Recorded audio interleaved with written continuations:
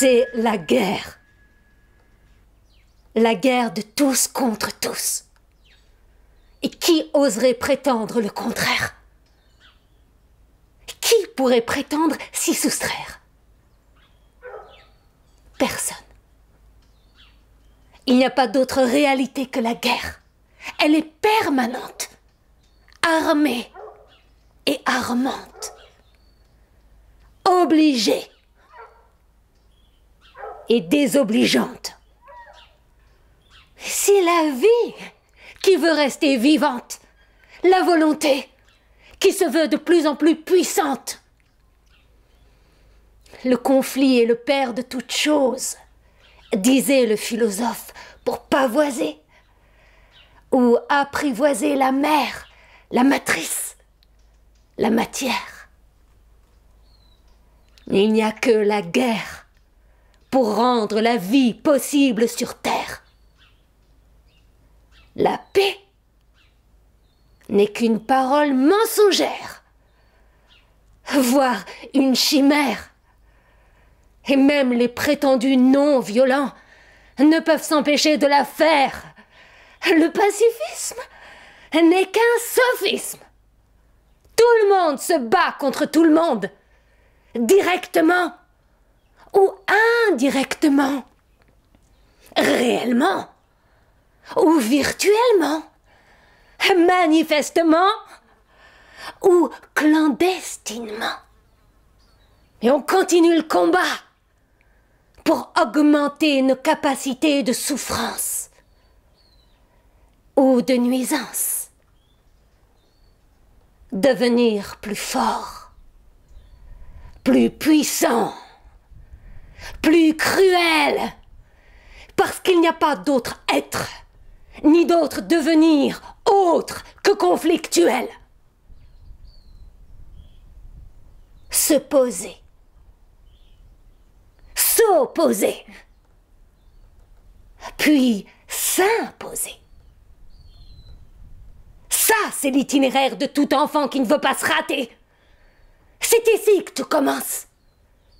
C'est ici que tout finit. Ce n'est pas une stratégie, mais une tragédie. Car il ne peut y avoir d'accomplissement d'histoire sans victoire. Et il ne peut y avoir de victoire sans vainqueur et sans vaincu. C'est la guerre. Et on veut la gagner. On ne veut pas la perdre. Et on se la fait pour savoir qui mérite de la gagner et qui ne mérite pas de la perdre sur un champ de bataille ou sur un terrain de sport. Il n'y a pas d'autre valeur qui vaille que celle de nos entrailles, le désir de mort déguisé en désir de vie. Ne soyons pas dupes de nos auto-duperies.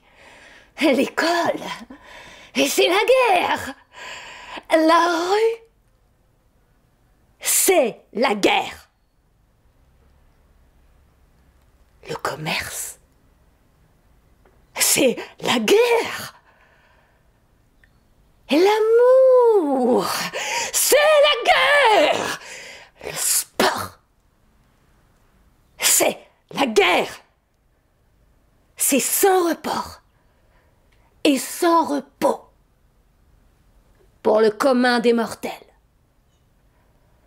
Et même lorsque tu n'es pas sur le terrain, tu es obligé de prendre parti, de choisir ton ami, ton pays, ton défi, sinon tu ne vis plus, tu ne fais plus partie de la vie.